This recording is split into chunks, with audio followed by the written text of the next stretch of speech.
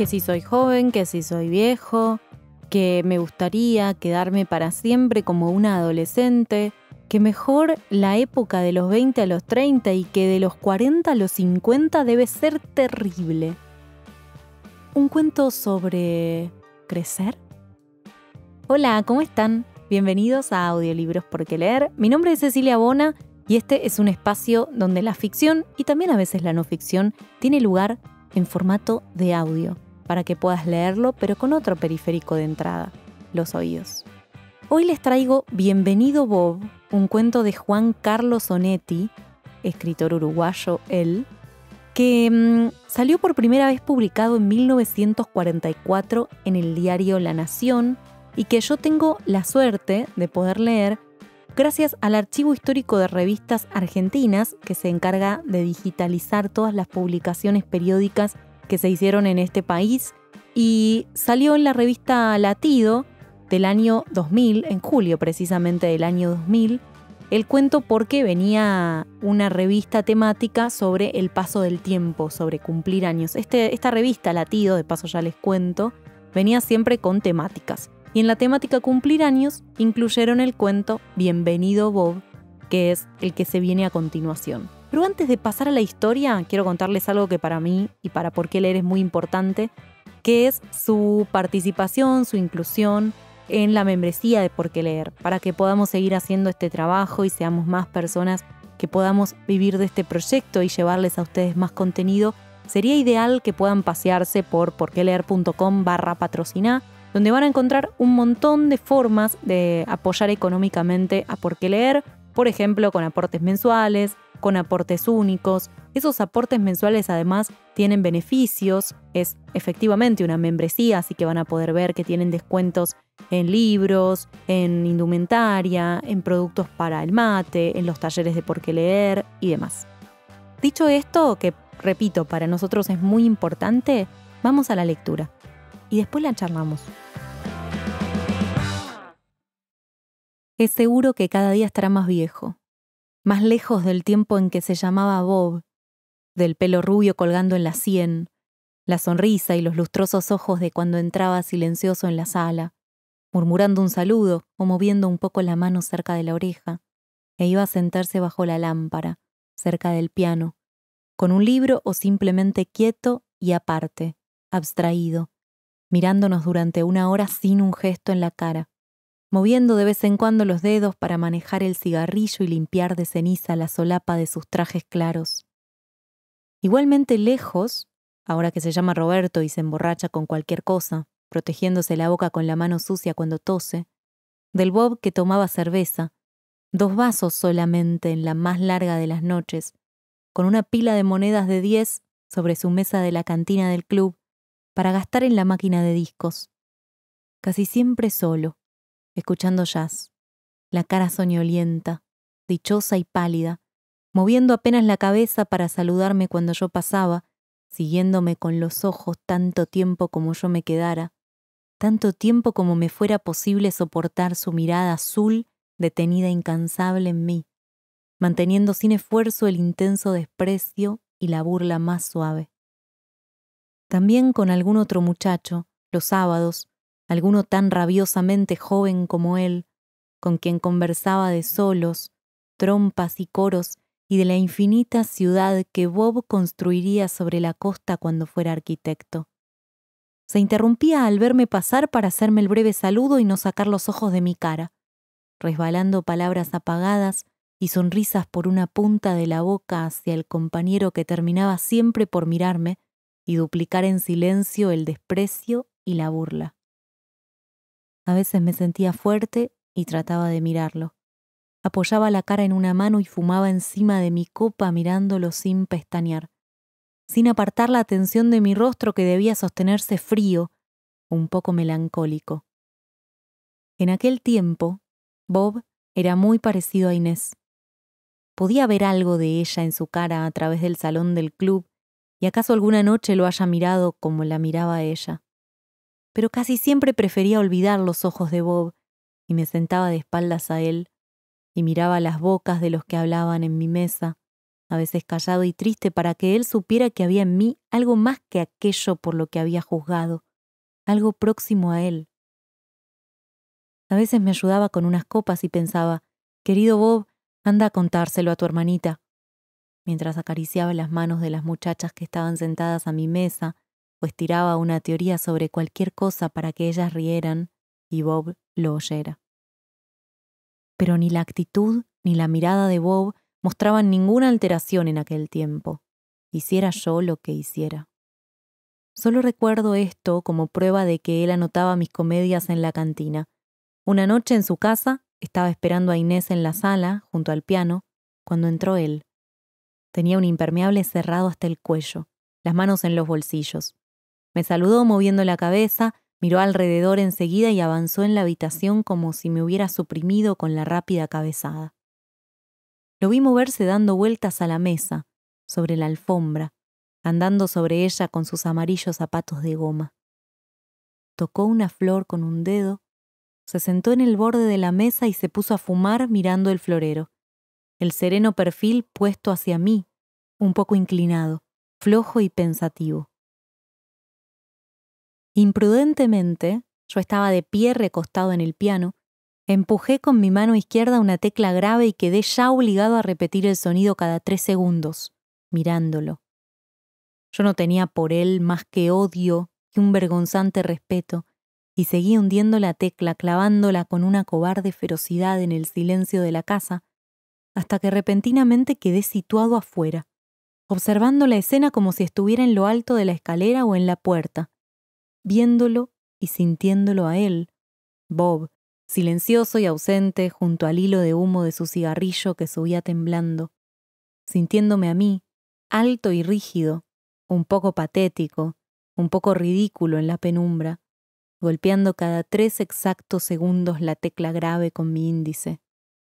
Pensé entonces que no estaba haciendo sonar el piano por una incomprensible bravata, sino que lo estaba llamando, que la profunda nota que tenazmente hacía renacer mi dedo en el borde de cada última vibración era, al fin encontrada, la única palabra pordiosera con que podría pedir tolerancia y comprensión a su juventud implacable. Él continuó inmóvil hasta que Inés golpeó la puerta del dormitorio antes de bajar a juntarse conmigo. Entonces Bob se enderezó y vino caminando con pereza hasta el otro extremo del piano, apoyó un codo, me miró un momento y después dijo con una hermosa sonrisa, ¿esta noche es una noche de lecho o de whisky? ¿Ímpetu de salvación o salto en el abismo? No podía contestarle nada. No podía deshacerle la cara de un golpe. Dejé de tocar y fui retirando lentamente la mano del piano. Inés estaba en mitad de la escalera cuando él me dijo, mientras se apartaba, «Bueno, puede ser que usted improvise». El duelo duró 3 o 4 meses, y yo no podía dejar de ir por las noches al club. Recuerdo, de paso, que había campeonato de tenis por aquel tiempo, porque cuando me estaba algún tiempo sin aparecer por allí, Bob saludaba a mi regreso aumentando el desdén y la ironía en sus ojos y se acomodaba en el asiento con una mueca feliz. Cuando llegó el momento de que yo no pudiera desear otra solución que casarme con Inés cuanto antes, Bob y su táctica cambiaron.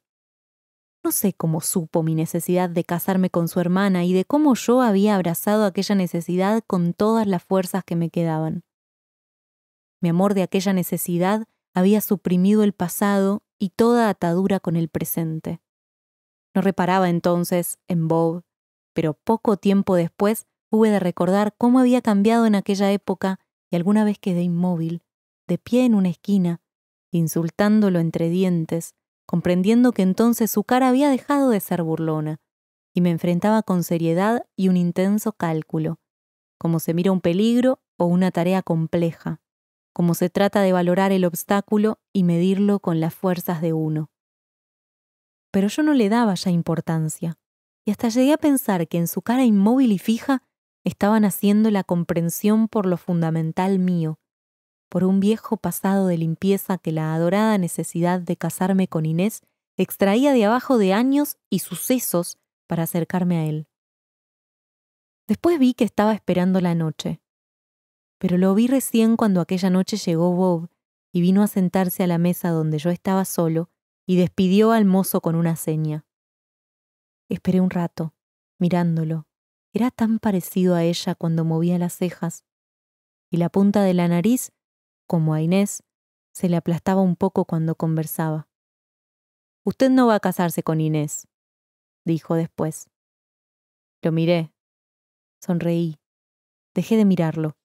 No, no se va a casar con ella, porque una cosa así se puede evitar si hay alguien de veras resuelto a que no se haga. Volví a sonreírme. Hace unos años, le dije, eso me hubiera dado muchas ganas de casarme con Inés. Ahora no agrega ni saca. Pero puedo oírlo. Si quiere explicarme. Enderezó la cabeza y continuó mirándome en silencio. Acaso tuviera prontas las frases y esperaba a que yo completara la mía para decirlas. Si quiere explicarme por qué no quiere que yo me case con ella, pregunté lentamente y me recosté en la pared. Vi enseguida que yo no había sospechado nunca cuánto y con cuánta resolución me odiaba. Tenía la cara pálida con una sonrisa sujeta y apretada con labios y dientes. Habría que dividirlo por capítulos, dijo. No terminaría en la noche. Pero se puede decir en 2 o 3 palabras. Usted no se va a casar con ella porque usted es viejo y ella es joven. No sé si usted tiene 30 o 40 años, no importa, pero usted es un hombre hecho, es decir, deshecho, como todos los hombres a su edad cuando no son extraordinarios. Chupó el cigarrillo apagado. Miró hacia la calle y volvió a mirarme. Mi cabeza estaba apoyada contra la pared y seguía esperando. Claro que usted tiene motivos para creer en lo extraordinario suyo. Creer que ha salvado muchas cosas del naufragio, pero no es cierto. Me puse a fumar de perfil a él. Me molestaba, pero no le creía. Me provocaba un tibio odio, pero yo estaba seguro de que nada me haría dudar de mí mismo después de haber conocido la necesidad de casarme con Inés. No, estábamos en la misma mesa y yo era tan limpio y tan joven como él. Usted puede equivocarse, le dije. Si usted quiere nombrar algo de lo que hay deshecho en mí. No, dijo rápidamente. No soy tan niño. No entro en ese juego. Usted es egoísta, es sensual de una sucia manera. Está atado a cosas miserables y son las cosas las que lo arrastran. No va a ninguna parte. No lo desea realmente. Es eso nada más. Usted es viejo y ella es joven. Ni siquiera debo pensar en ella frente a usted. Y usted pretende... Tampoco entonces podía yo romperle la cara. Así que resolví prescindir de él. Fui al aparato de música, marqué cualquier cosa y puse una moneda. Volví despacio al asiento y escuché. La música era poco fuerte. Alguien cantaba dulcemente en el interior de grandes pausas. A mi lado Bob estaba diciendo que ni siquiera él, alguien como él, era digno de mirar a Inés a los ojos. Pobre chico, pensé con admiración. Estuvo diciendo que en aquello que él llamaba vejez, lo más repugnante, lo que determinaba la descomposición, o acaso lo que era símbolo de descomposición, era pensar por conceptos, englobar a las mujeres en la palabra mujer, empujarlas sin cuidado para que pudieran amoldarse al concepto hecho por una pobre experiencia.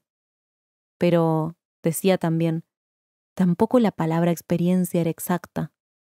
No había ya experiencias, nada más que costumbres y repeticiones, nombres marchitos para ir poniendo a las cosas y un poco crearlas.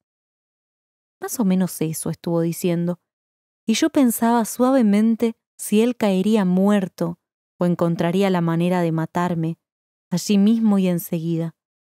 Si yo le contara las imágenes que removía en mí al decir que ni siquiera él merecía tocar a Inés con la punta del dedo, el pobre chico, o besar el extremo de sus vestidos, la huella de sus pasos o cosas así. Después de una pausa, la música había terminado y el aparato apagó las luces aumentando el silencio, Bob dijo, nada más.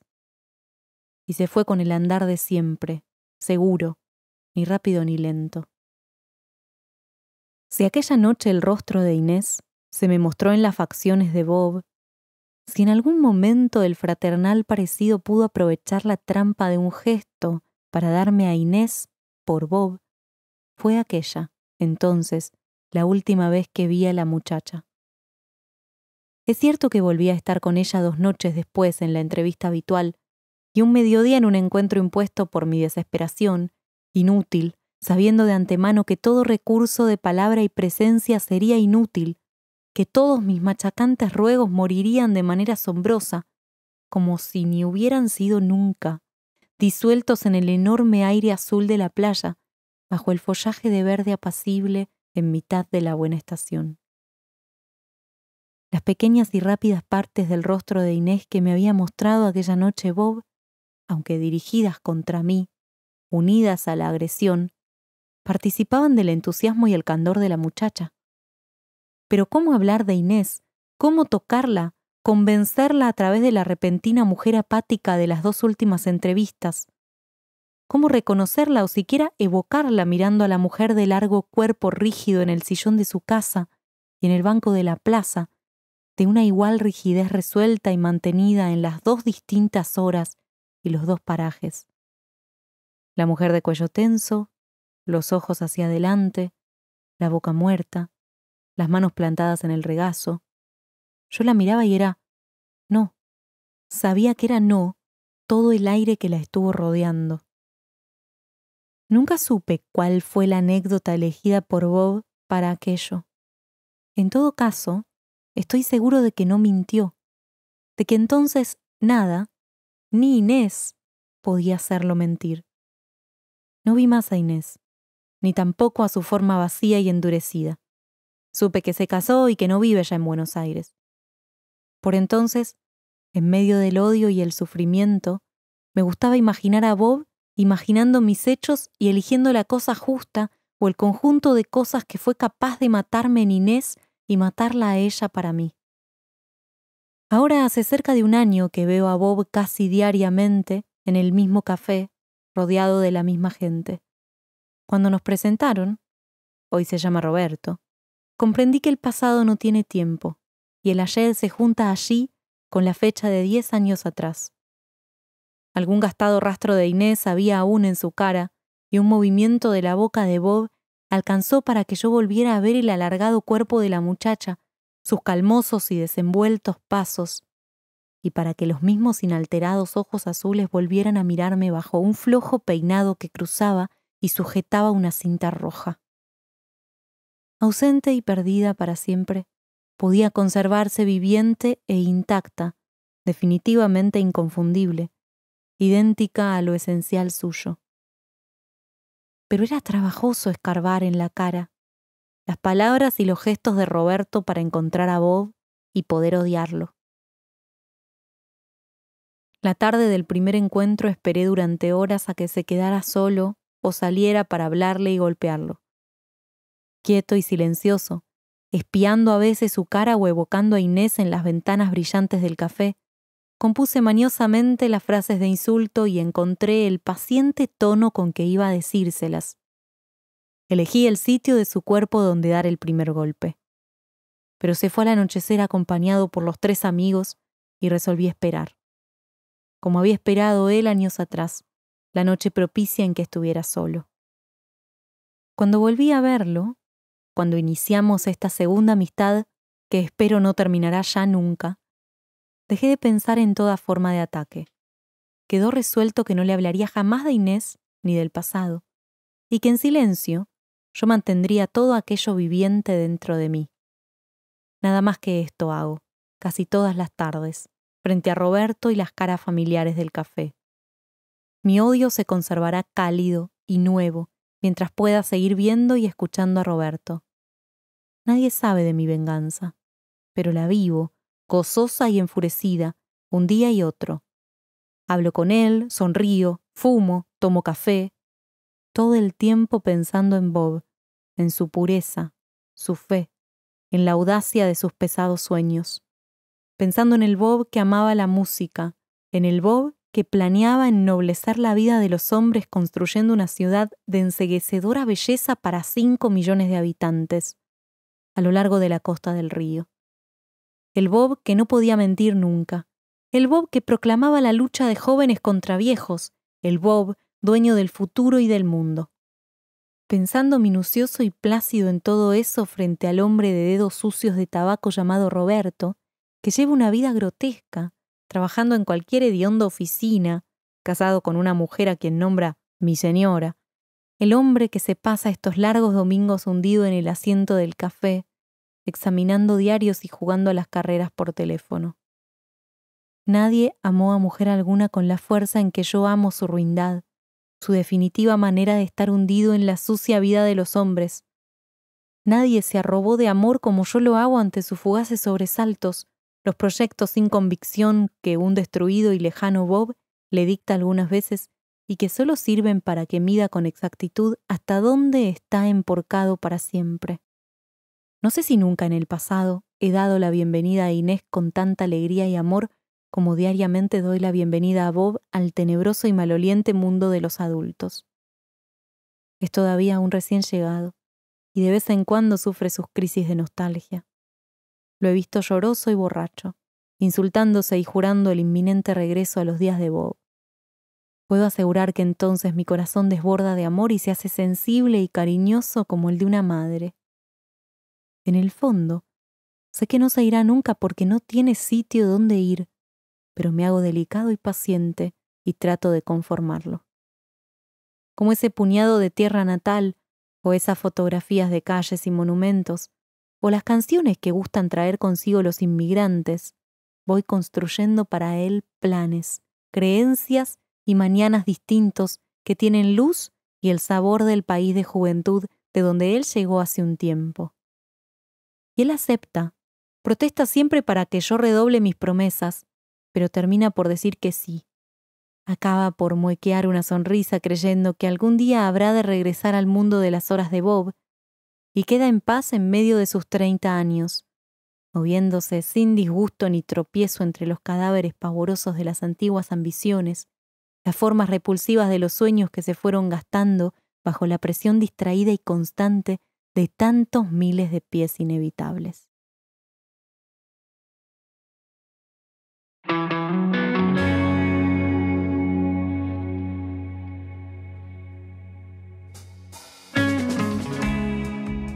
Esto fue Bienvenido Bob, de Juan Carlos Onetti, un cuento de 1944. ¿Qué les pareció? Más allá de lo lógico, ¿no? Que es poder vislumbrar una escena, esa atmósfera de bar, entre el humo del cigarrillo, el olor a alcohol, algo de la soledad de los domingos, alguien que hace apuestas por teléfono como lo último que le queda del día. Hay un montón de sublecturas que se pueden hacer de este cuento. Así que me gustaría que me cuenten en los comentarios o que me escriban a @porqueleerok en todas las redes qué les pasó con el cuento, cuál es su lectura. Y si a priori les parece que les faltó algo, pueden tal vez escucharlo nuevamente a ver qué pasa. Si no, también pueden ir a Google y escribir Bienvenido Bob y se van a encontrar con un montón de personas haciendo algunas lecturas o relecturas o explicando ciertas metáforas, como interpretando el cuento desde distintos puntos de vista a la luz de otras teorías, como por ejemplo aquellos que dicen que Bob y el narrador son la misma persona e Inés también. Yo tengo una lectura, pero no quiero meterla acá para no ser como tendenciosa con mi planteo, así que escucho las de ustedes y después si quieren les comparto la mía. Esto ha sido todo por hoy. Ojalá les haya gustado, denle like si es así, suscríbanse o pongan a seguir el podcast, que todos los miércoles tenemos nuevos cuentos. El editor y el creador de la identidad sonora de este podcast es Dani Fernández. A él lo pueden ubicar como danirap.f o Activando Producciones Proyecto en las redes. Si ustedes quieren hacer un podcast de audiolibros o quieren hacer un podcast y no tienen quien se los edite o quien los acompañe en esta aventura, ahí está Dani para seguramente encontrar la mejor versión de su proyecto. Entonces, ahora sí me despido. Un abrazo enorme para todos y todas. Hasta la próxima lectura. Chao.